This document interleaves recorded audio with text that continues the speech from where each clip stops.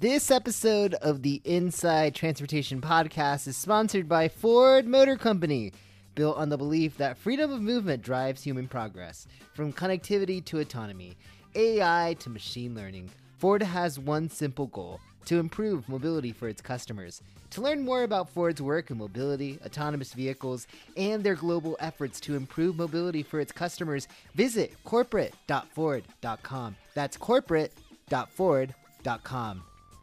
The Inside Transportation Podcast is also sponsored by the law firm of Fenwick & West. Fenwick & West is one of the world's first and leading law firms dedicated to technology and transportation. Learn more about how Fenwick can help companies tackle the complex legal and business issues of autonomous transportation at fenwick.com. That's FENWICK.com. Now, on to the show.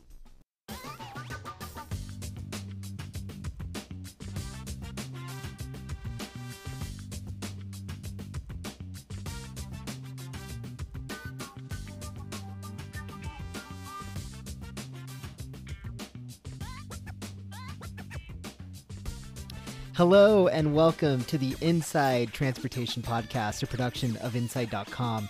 This is our weekly podcast where we discuss transportation trends that you need to know about to stay ahead of the curve. My name is Johan Moreno, and I'm the writer of the Inside Transportation and Inside Electric Vehicles newsletters, and I am joined here today by a very special co-host, a man who needs no introduction, but I will offer one anyway. The one and only Rideshare Guy, Harry Campbell. How's it going, Harry? Hey, Johan. How are you? I appreciate the intro, and hopefully I can live up to the high bar that you set for me. Yes. So for those of you who might not know Harry, he is the top expert in the ride-sharing space, particularly focused on the driver experience. He documents everything over on his blog, therideshareguy.com. He also publishes a very fine podcast that you can find everywhere podcasts are published or on YouTube. In fact, yesterday he had an amazing in-depth conversation with Uber CEO Dara Khosrowshahi. Very timely, I'm sure, right, Harry? Yeah, I think not only for this discussion, but, it seems like Uber's always in the news, but this week is no different. So I'm sure there'll be lots to discuss, and how it impacts everything and everyone and anyone. Right. Well, let me just say this before we start the podcast. It's been an honor knowing you for so many years. It's funny because the other day I was flipping through the channels and on the TV I saw you show up on like a rerun episode of 2020 Oh, really? on the Oprah Winfrey Network. And I got all excited and I was like, hey, I know that guy. So I guess the first thing I kind of want to ask you is just how has the Rideshare Guy blog evolved over the years? Because I know as far as driver resources go, right? Like you were one of the OGs as far as offering, rideshare drivers information about earnings, about, strategy as far as rideshare driving. And then you've kind of dabbled into some things here and there. Like I know every year you put out this awesome survey that I always love reading because it has so much great information. Yeah. But yeah, how has the blog kind of evolved over the years? Yeah. So funny enough, you are one of the people who's kind of known me since the OG days of the Rideshare Guy, when really I was the only one calling myself the Rideshare Guy. But luckily that moniker sticks, and I got lucky that I picked a good name. So, it's funny because I started driving for Uber and Lyft for a lot of the reasons that, everyone else picked it up, just to make a few bucks, had a little spare time, and pretty quickly realized it was a little more complex than it looks. It's not rocket science, but it did take some time and some energy and some effort and some skill. So I started documenting my experience on the blog, and really over the years, luckily I started writing about Uber and Lyft from the worker's perspective at a good time. The companies kind of exploded, and I've been able to hire a few contributors, so all gig workers, drivers from around the country, and now we've got a network of contributors, podcasters, YouTubers that are all out there really just creating content, like you said, about Uber and Lyft, but really from the worker's perspective and what it's like, how much you're actually making, the good, the bad, the ugly, the in-between, the vomit, the puke, and everything that drivers deal with on a daily basis. So that's really the media side of the business. And behind the scenes, I'm working on a lot of the kind of the ways to make money, basically how we pay for it all. Right, right. And your background is in engineering, right? Or you're like a mechanical engineer. Yeah, so I actually, I was an aerospace engineer. So I was structural engineer for Boeing. And I think I was working in Seal Beach at the time. And then I started driving for Uber and Lyft. I actually signed up for Uber with a recruiter. This was back when they had recruiters. That's how bad they needed people to drive. Wow. And they would hand you that phone, right? They used to just have people handing out like iPhones. Yeah, I came with the in Uber app, right after they were handing, I think I could use my own phone, or they would give me one, and it was $10 a month to use their phone. So I used my own, but it was funny because I signed up in the Boeing parking lot in Seal Beach. If my old boss is listening, and after work that day, I did one trip on my way home, and it was a student at UC Irvine going from the library to home, and at the time Uber was paying $500 bonuses after one trip, so I got $500 deposited to my account. So you could see that I had a pretty exciting introduction to Uber, and luckily I've been able to build a small media business from it all. Yeah, so it's crazy that you mentioned that, because I remember when I signed up for Lyft the first time, and I was living in Orange County, they just gave you free rides. They gave you like 30 free rides, and you can go basically anywhere. But the actual like driving zone was so small. And then eventually over time it expanded. Yeah. So I don't know if you remember those days when it was like you could only drive within this certain radius, or you could only pick up passengers, within that radius. Yeah. And then, anything outside of that was no man's land. Yeah. But man, those were the days. You're bringing up, we call these the good old days, because I think I actually, the impetus for me signing up for Lyft was actually a driver that I had. He told me he was getting paid $25 an hour just to sit there and watch Netflix. And it was kind of, as they were trying to build up the passenger base, they were just paying drivers to sit there. And I said, well, that sounds like a job for me, and the rest was history. Yeah, and it's crazy because I remember just like a short ride would cost you like $35, $40, and things have really changed since then. Yeah, like the pay structure has changed since then. Yeah, no, so, a lot has changed. I mean, I think a lot of if drivers have been around that long, I think a lot of them would say that things have changed for the worse. But I just pulled up one of my first podcasts that I did back in August of 2014. I titled it "My Best Week of Rideshare Driving Ever," and I think I went into how I basically drove in Newport Beach for a weekend and just did some surge rides on July 4th, and it was every ride was 3 or 5x, and that was back when they were charging a lot more, and so you could make a lot. But I think also really the lesson that I took from a lot of the early days was that for some of these jobs there's some risk in trying new things out or starting new things, but if you're one of the early adopters for a new line of work or a new product, there are a lot of benefits, right? So you have to sort of weigh the downsides. For me, the downsides was, okay, I try this out, worst case I don't make that much money, or I don't like it and I stop doing it. It doesn't cost anything. But best case is, I ended up making thousands of dollars off of my driving, and it was Friday, Saturday nights in Newport Beach with a lot of fun people, so it was nothing to complain about. All right, so kind of going back full circle to the current moment, where do we even begin? I mean, this has been such a crazy week in the world of ride-hailing land. But I guess let's start with this proposal that Dara made yesterday in his op-ed for the New York Times. For those of you who didn't read this op-ed, I'm going to put it in the show notes. But as many of you know, for years, ride-hailing and other gig economy companies have been criticized for their decision to classify workers as independent contractors. So this means Uber and Lyft drivers have not been eligible for unemployment pay, traditionally, workers' compensation, and other benefits. So in this op-ed yesterday for the New York Times, Uber CEO Dara Khosrowshahi suggested that the government act to create a new worker classification for gig economy workers.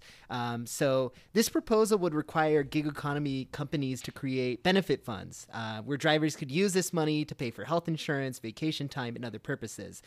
So just a little bit more background for those of you who may not know. At the moment right now in the U.S., pretty much all workers are either classified as W-2 employees or independent contractors. So if you're a W-2 employee, that typically means if you're working full-time, you're entitled to a whole host of benefits. If you're an independent contractor, technically you're running and operating your own business. But it was kind of interesting because Khosrowshahi was seeking out support from the government to create this new worker classification for them to offer additional benefits. But I guess my question to you is, Harry, what are some of your general thoughts or observations on this plan? Because it's super interesting, right? Because we're going to jump into Prop 22 a little bit later later on in the podcast. But I guess what are some of your general thoughts about this benefit plan? As I know you discussed it with him a little bit, so you have some additional insight there. So what do you say? Yeah, so I guess I'm a good person to talk to since I did have the opportunity to interview Dara over on my podcast after RideshareGuy.com. If you got, is it the RideshareGuy.com? Yeah, the RideshareGuy.com. The podcast is available, in iTunes or wherever anyone is listening right now. It's our most recent episode. That a nice tight 30 minutes, so not too long. Used up every minute that I had with him, but couldn't go much over. And so fortunately, I did have the opportunity to speak with him and actually get some details in addition to what he mentioned in the op-ed. And I think really you laid out a great summary of kind of the issues that have been happening up until this point. And I think when you think about everything that Uber and Lyft and other gig working companies, especially in California, have had to deal with, I think that for Uber, it was sort of just like, enough is enough. We got to figure something out. And I think that for me at first, it was kind of like, okay, how do I fit all this together? They've got this op-ed, they've got this new proposal, but I think a simple way to look at it for the listeners is just to understand that basically Uber and Lyft, but we'll talk about Uber specifically, they don't want drivers to be employees, and they feel that it's an existential threat to their business to classify drivers as employees. So they're going to basically do everything they can and fight like hell to not make that happen. This proposal is really one of the steps that they're taking, I guess you would say, with legislators at kind of like a national level to say, okay, hey, we don't like employee status, but here's what we're proposing instead. And this is our starting point. It doesn't have to be like this in every single state. California is different, which we can get into if we want. But here's what we think drivers should get. We want them to stay independent and have the flexibility that they enjoy.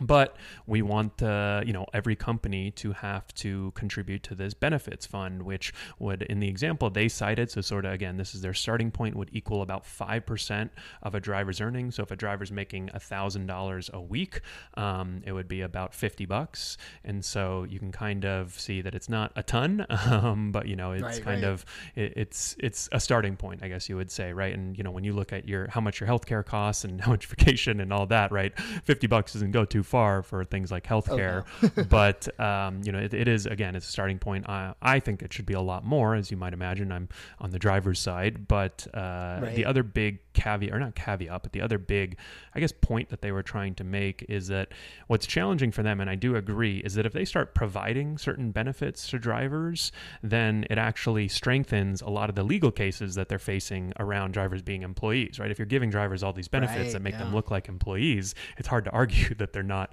employees. And so I think that's the point they were trying to make. Although, I said, well, you can always just pay drivers 5% more to Dara. And, I think there are other options on the table, which we can get into the details if you'd like, but that's kind of the high level of my understanding. Right. And I did see that during the pandemic, we're all embroiled in this pandemic. And as a result, Uber's bookings have gone down by about 75 to 80%, right? So we've seen that, the government has offered unemployment pay for drivers, for ride-hailing drivers. And we're going to jump into that a little bit further in the conversation. But cool. I did see that a lot of ride-hailing drivers were apprehensive about even applying for unemployment benefits because they were like, well, if I get unemployment, that technically, does that complicate my status with Uber? Because I do want to be a company employee, right? And I think part of that process was kind of declaring yourself as an independent contractor. I believe that's for the PUA benefits. Yeah. You can correct me if I'm wrong. I'm sure you're. So I will say this is something I've been following very closely because, normally gig workers, independent contractors, business owners really aren't eligible for, I guess I would say gig workers and anyone that's kind of 1099 is not normally eligible for unemployment insurance or benefits. You sort of typically have to have a W-2 job to be eligible for that. And part of the basically what they call the PUA portion, it basically extended the unemployment insurance, the normal unemployment insurance benefits that states provide to drivers. And then the additional $600 a week that gig workers got was, I believe, called the FPUC.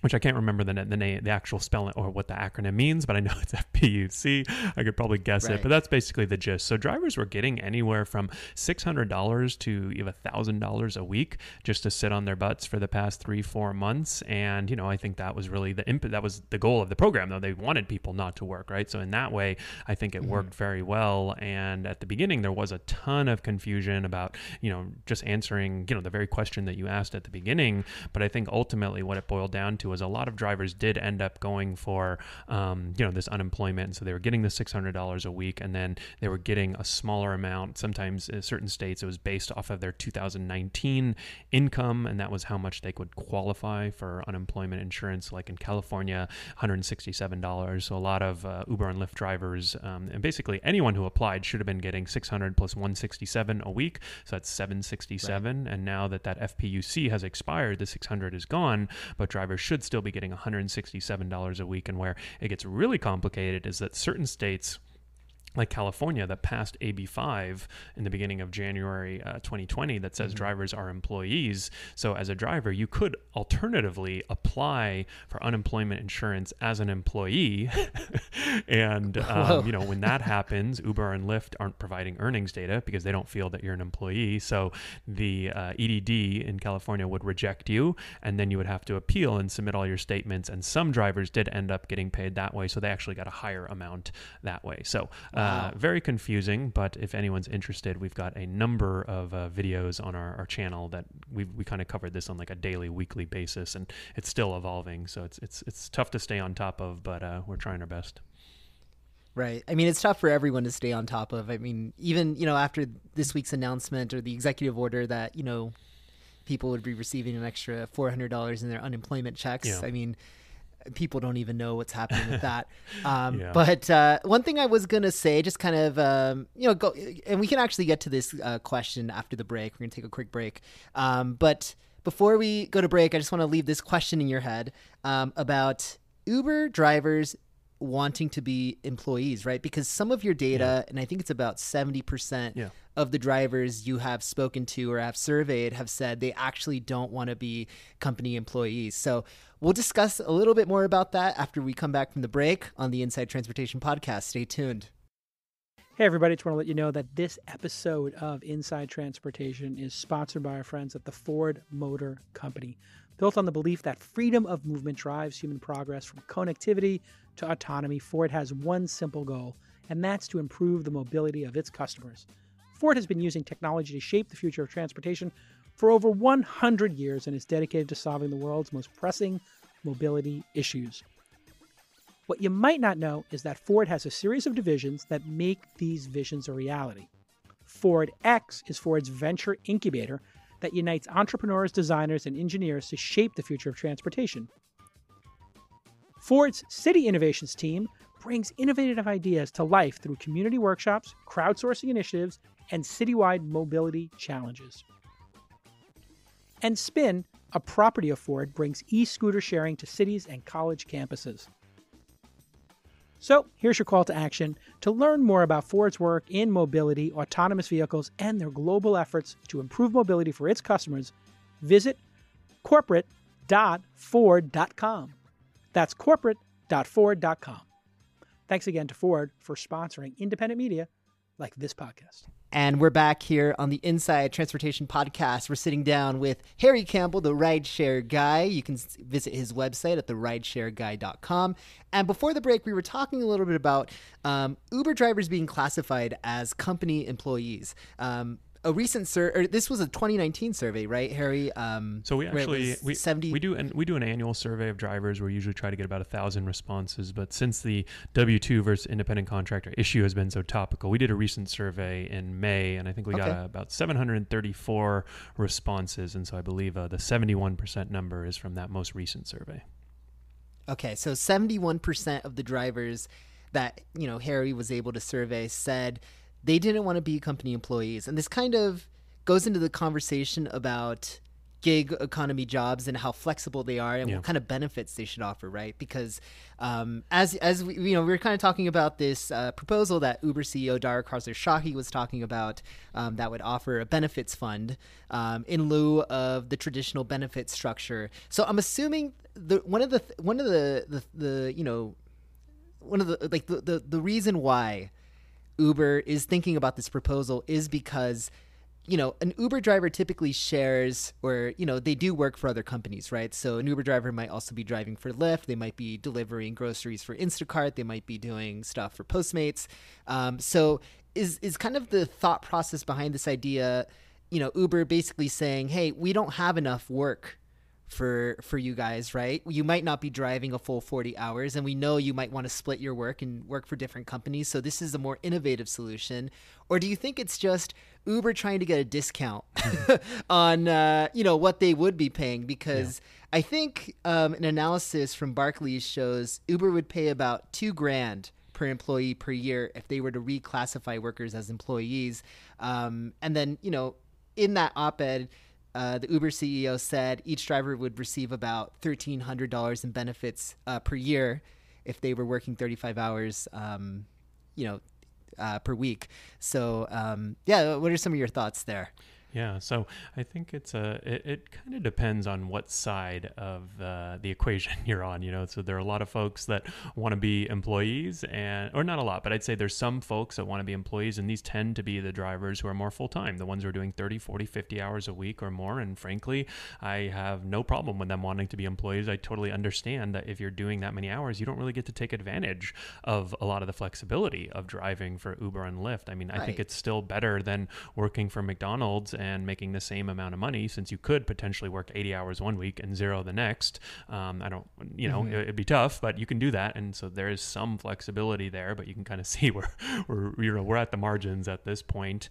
But a majority of drivers, whether you look at Uber and Lyft's data, or if you look at surveys that we've done, a majority of drivers are part-time. They're doing 10 or 20 hours a week or less. And so it should, I don't think it should be a huge surprise that most of them want to be independent contractors. I think they do value the flexibility of driving for Uber and Lyft and the ability to, sort of work 5 hours here, work 10 hours there. They're not flipping the app on and off every few seconds, but compared to a normal job, I've worked over 15 different types of jobs probably in my life, everything from, sort of service work and, very frontline work to, more cubicle and, now working for myself and running a business. So I've really ranged the gamut, and Uber and Lyft is honestly one of the most flexible jobs in the world that I've ever tried. And I think that's what people who want to remain independent contractors, I think they're really scared of losing that flexibility. There's nothing in the text of AB5. If you're an employee, there's nothing that says you will, being an employee has to suck. There's nothing that says that. There's nothing that says it can't be flexible. But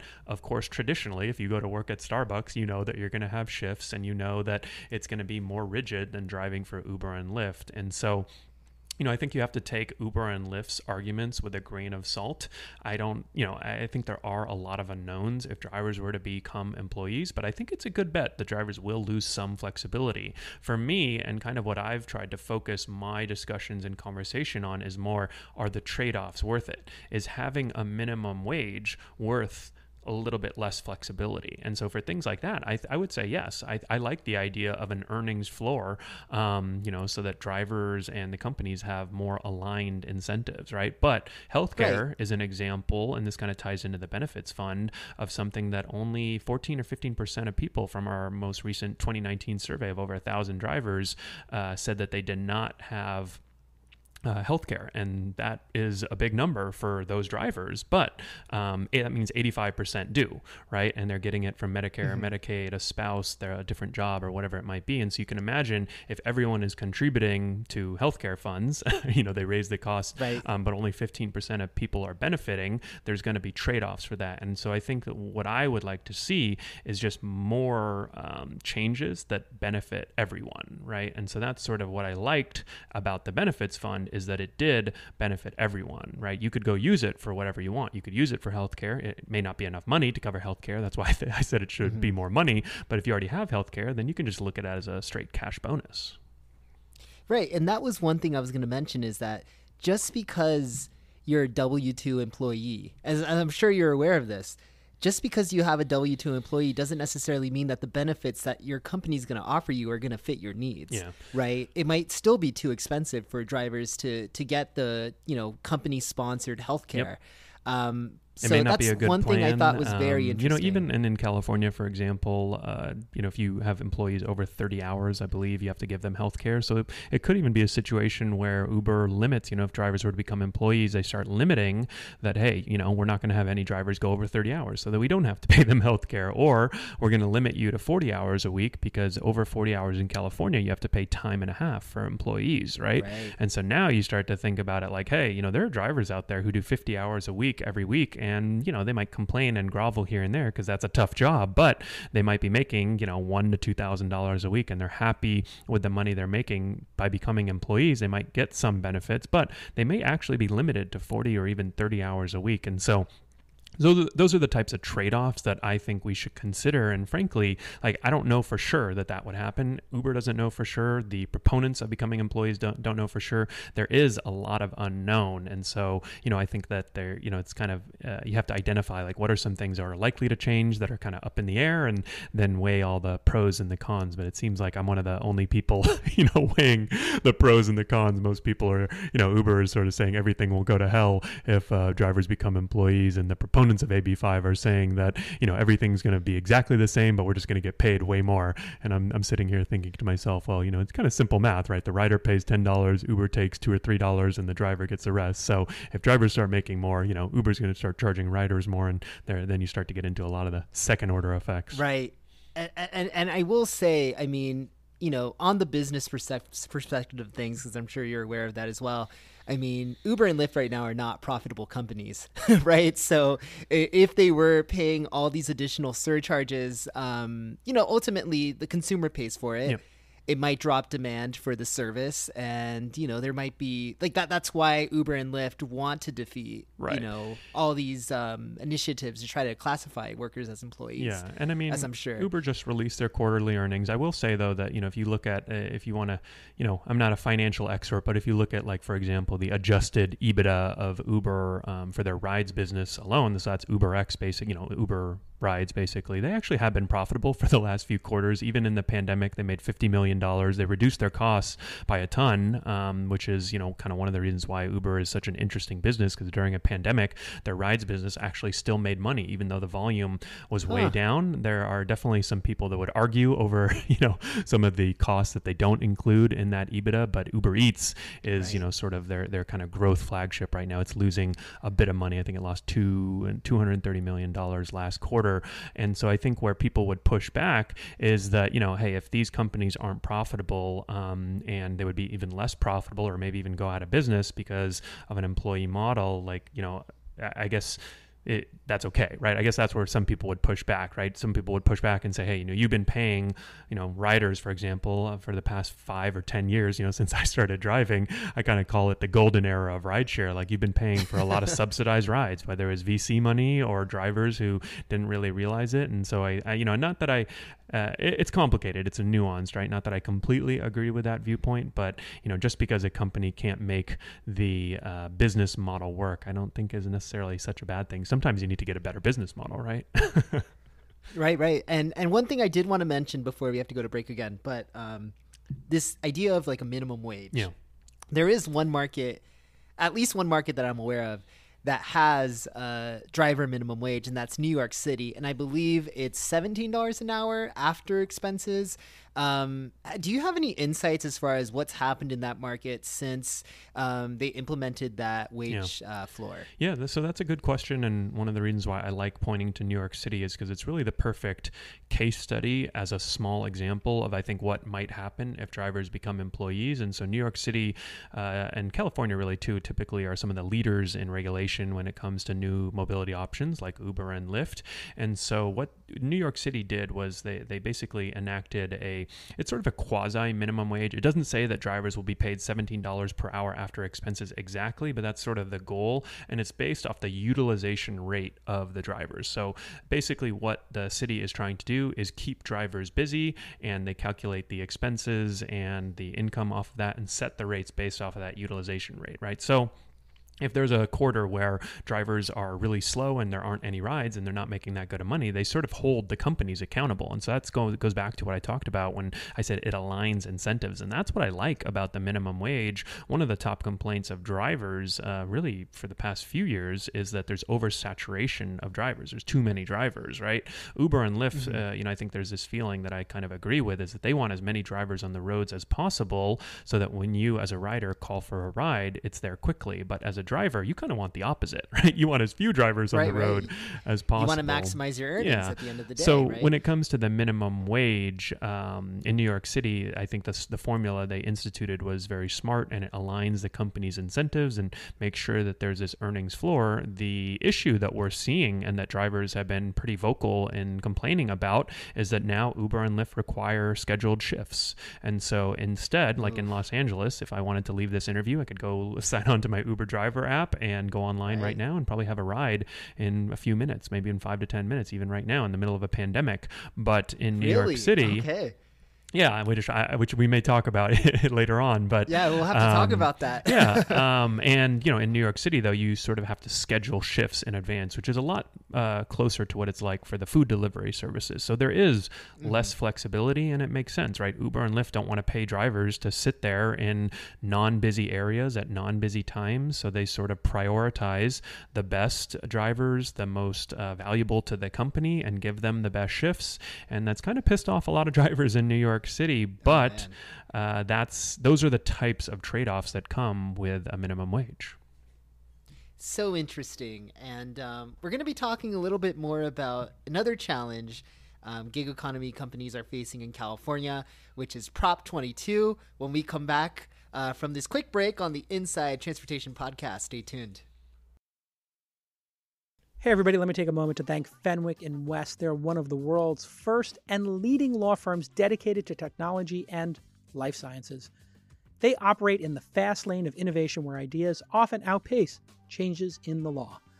That's where you find Fenwick's autonomous transportation and shared mobility practice, steering startups, technology giants, and major automotive companies through rapidly evolving legal, business, and regulatory challenges, which we talk about here on Inside Transportation all the time. A Silicon Valley original, Fenwick is a national law firm with offices in Mountain View, San Francisco, Seattle, New York, Santa Monica, and even Shanghai. So here's your call to action. Learn more about how Fenwick can help companies tackle the complex legal and business issues of autonomous transportation at fenwick.com. That's FENWICK.com. Thanks again to Fenwick for providing great legal services to me. I use them personally and for our investments, and for supporting independent media like Inside Transportation. Let's get back to this amazing episode. And we're back here on the Inside Transportation podcast with Harry Campbell, the Rideshare Guy. Yesterday, Uber and Lyft were dealt a blow as a San Francisco Superior Court judge issued a preliminary injunction that would require both companies to classify workers as employees. The judge paused the injunction for 10 days, giving both companies the opportunity to appeal. Uber and Lyft have vowed to immediately appeal the decision. This was all based on a lawsuit that was filed by California Attorney General Javier Becerra, along with city attorneys from Los Angeles, San Diego, and San Francisco, saying Uber and Lyft had misclassified drivers as independent contractors. This is all leading up to the ultimate battle that's happening this November. And I'm not talking about Trump versus Biden, but I'm talking about Prop 22. An upcoming ballot initiative that would repeal Assembly Bill 5, which Harry briefly mentioned in our last break, for ride-hailing and delivery companies. They're putting like $110 million behind this initiative, and that's a combination of DoorDash, Uber, and Lyft. A lot of drivers have been opposed to these companies' involvements in this, proposition. But I guess the ultimate question is, do you think Prop 22 is going to pass in California? Mind you, this is a voter initiative, so voters in the state are going to be able to decide what they think. And it's interesting because a yes vote means that it repeals AB5, right? Yeah, so a yes vote basically means that you're on Uber and Lyft's side. And a yes vote means that you're, so Uber and Lyft has proposed kind of what they call a hybrid model, where they're putting forth again, I don't want to call it a minimum wage, but they're putting forth let's call it an earnings floor, but it doesn't include waiting time, right? So it's sort of like a minimum wage, but only when you have a rider, which doesn't really do much in my mind, right? Because if you're not busy, then you could still make $0 an hour, right? So I don't know what the best wording to call it is, but it's sort of, some sort of earnings guarantee, maybe we'll call it. And basically, again, they don't want to comply with AB5, so this is sort of their compromise and, kind of what they're bringing to the voters. And I think what's interesting is that, Uber just said that they had in 2019, they had 1 million drivers across the U.S. So, in California, maybe it's 100,000 or 200,000 at the most, if I had to guess, but there are a lot more voters than that in California. So ultimately, this proposition is not really going to be decided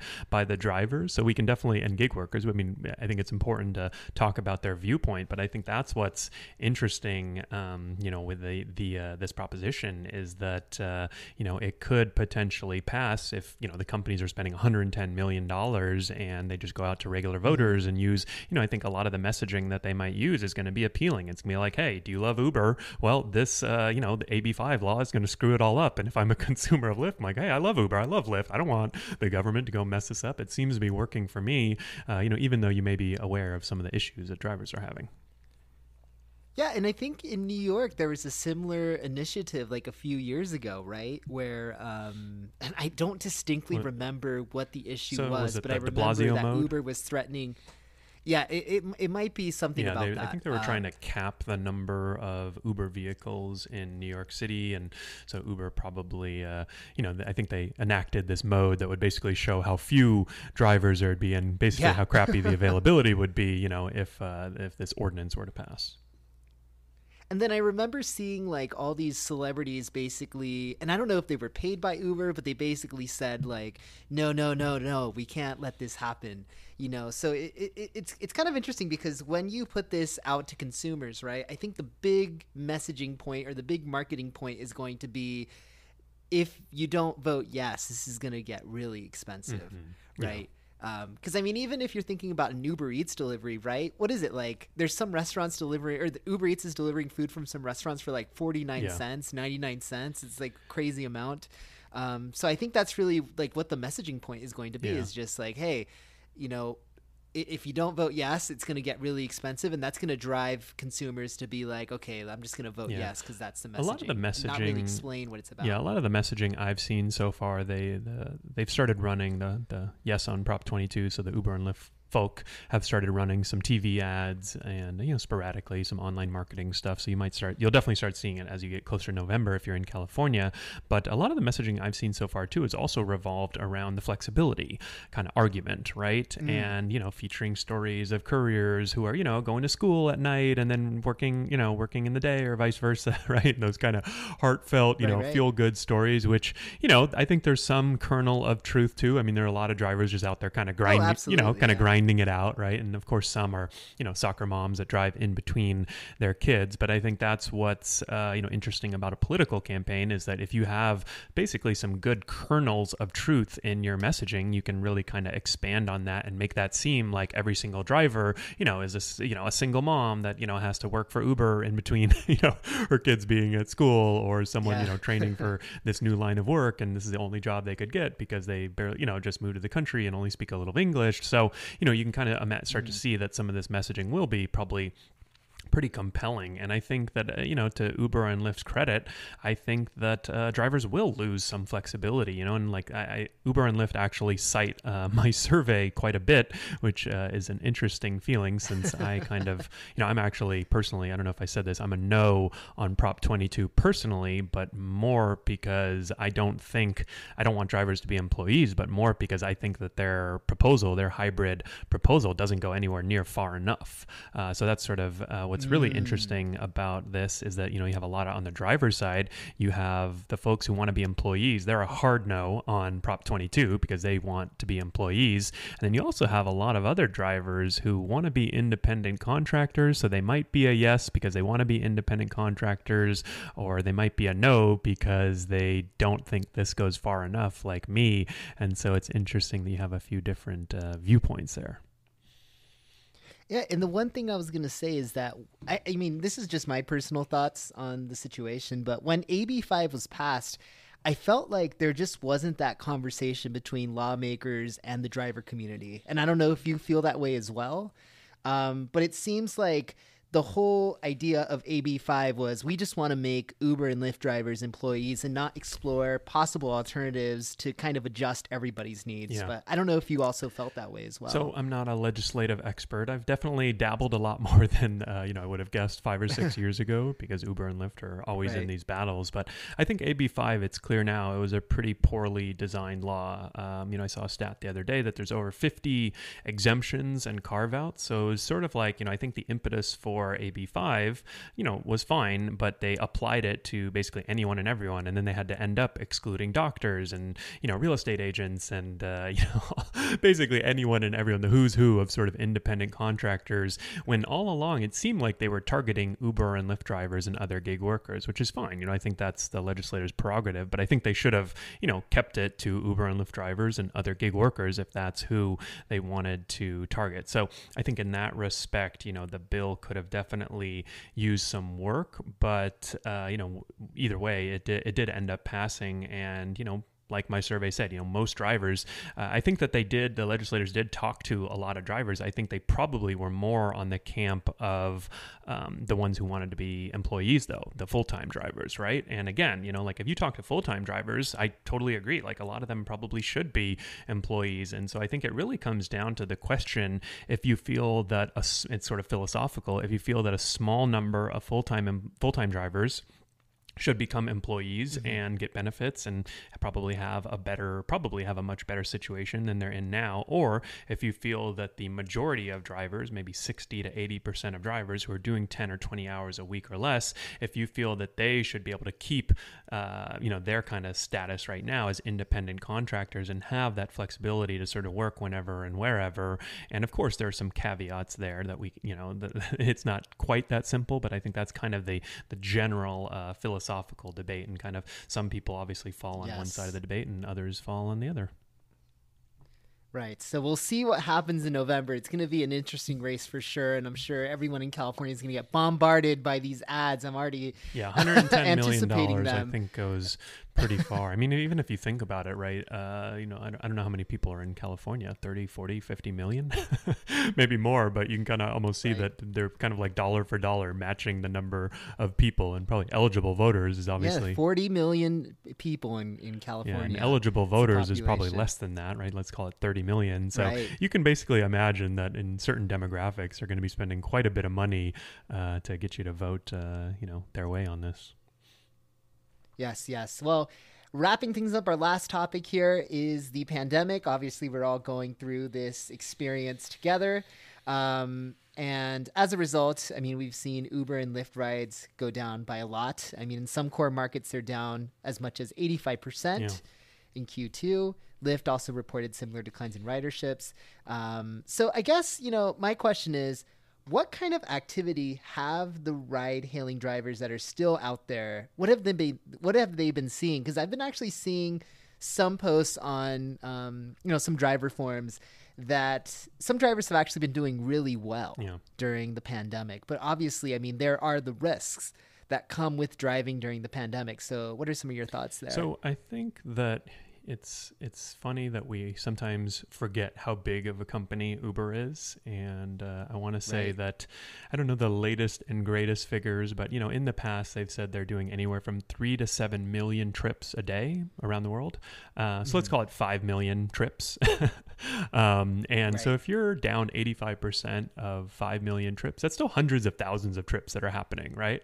Right. Yeah. So even though, you and I haven't taken an Uber in 6 months now at this point, right? And a lot of people haven't taken an Uber in a very long time. There are still rides happening, and we saw basically early on in the pandemic, I think a lot of drivers, when we didn't know a lot of drivers were very worried of, if they could catch coronavirus from driving. And I think there was a lot of apprehension there.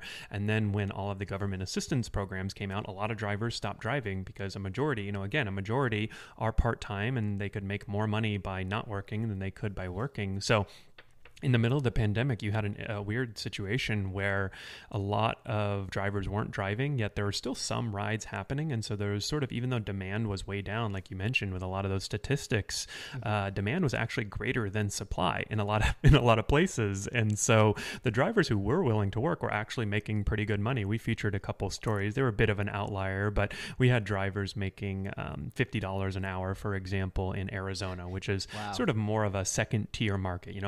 Phoenix is not like Los Angeles, San Francisco in terms of Uber and Lyft and rideshare demand. And we featured the story of a guy who was making $50 an hour and working 80 hours a week. And this wasn't that long ago. This was only a month or two ago. And of course, the big caveat there is that he was potentially, risking himself to COVID. And Arizona did have a big spike. So I'll sort of, we can leave that discussion to something else. But, from a pure sort of earnings and supply and demand side, that's kind of what we've been seeing here. Not every city's the same, but there's a bit of a imbalance because of that. And now that we're coming out of this major government assistance period, I think it'll start to become more in balance in the near term. Right. Do you think that Uber and Lyft are doing enough to protect their drivers from COVID, right? Because I know, I believe it's Lyft. They're offering the sneeze guards for like a certain percentage of their drivers, and then for the other percentage they're like, well, you have to pay $50 for these sneeze guards, right? And there's been arguments saying, hey, if you're working in ride hailing, right, they should be giving you this stuff for free. I know Uber's had trouble distributing some PPE to their drivers that they had been offering, but do you think they're going far enough there? So I would say early on, both companies were definitely not going far enough. And I think the starkest example of this is that, Uber was actually one of the first tech companies to send their workers, corporate employees home. Yet at the same time, they were sort of parading their drivers out on the front line. So here you can kind of imagine yourself, you're a driver and you're seeing these news stories. Oh, Uber's sending all their employees home because it's not safe to be, in the office because of coronavirus. And you're sitting there in your car picking up 12 to 15 people a day. And you can kind of imagine, it seems like maybe not the smartest idea, sort of seems like this kind of two-tiered system that isn't very fair to the drivers. And so I think that especially early on when they weren't getting a ton of PPP and there were sourcing issues that many companies were facing, I think they weren't doing enough. Now I think they've bulked up, like a lot of companies, they bulked up their supply lines and kind of done a much better job. We just wrote an article the other day about now you can go to the Uber hubs. Basically, they usually are open a couple hours a day in certain cities and pick up PPE and all that. And I think some of the processes are more in place. And now that both companies are starting to test things like sneeze guards, I think where it does get a little tricky, though, is that first, number one, it's expensive for these companies to provide all, if they were to provide every active driver with a sneeze guard, for example, right, a plexiglass barrier. And I'm not making an excuse for them, but I am saying, probably one of the top reasons why they wouldn't do it is because it's expensive. And then, sort of also number two, I think it does kind of circling back to the employment issues. It does sort of start to get into this weird place where, they can't really require that every driver have a plastic barrier sneeze guard in their car, because if you're an independent contractor, they can't really even make you wear an Uber shirt while you're driving, right? That's one of the things they look at in the test. And so you get into this weird situation where even like with masks, right? Uber and Lyft both require drivers and riders to wear masks. But even something like that, I think there's an argument to be made that Uber can't tell its drivers to wear masks, even though it's the right thing to do. And it's kind of like everyone knows that you should be doing it by now. I think that it does sort of start to blur the lines of that employee and independent contractor debate. And I think that's one of the advantages that companies who have employees, right? If you worked for a Starbucks or McDonald's, they tell you what to do. They tell you when to go place. They tell you where to go. They have a lot more control. And so I don't know that it's going to be a huge issue for Uber and Lyft, but I do think it's a challenge they'll face in that sort of PPE department. Yes. Well, it's always a pleasure to talk with you, Harry. I think, you're definitely one of the people I look up to as far as, just covering the transportation space. So thank you so much for so many years of inspiration and dedication to the space. And I'm sure everyone thanks you, especially all the media networks that always ask you to chime in. The 2020s, the ABCs. But that's going to be a wrap for today's podcast. Thanks so much for offering all these insights, and I hope to speak with you again soon. Yeah, appreciate it, Johan. You've been doing it almost as long as I have too, so appreciate it. And if people do want to reach out, they can find my podcast at The Rideshare Guy, or they can always send me an email to harry@therideshareguy.com. Yes. And be sure to listen to his podcast and his interview with Dara Khosrowshahi if you want to learn more about this benefits plan. But that's going to be a wrap for us on the Inside Transportation Podcast this week. Thanks so much for listening, and we'll see you again soon.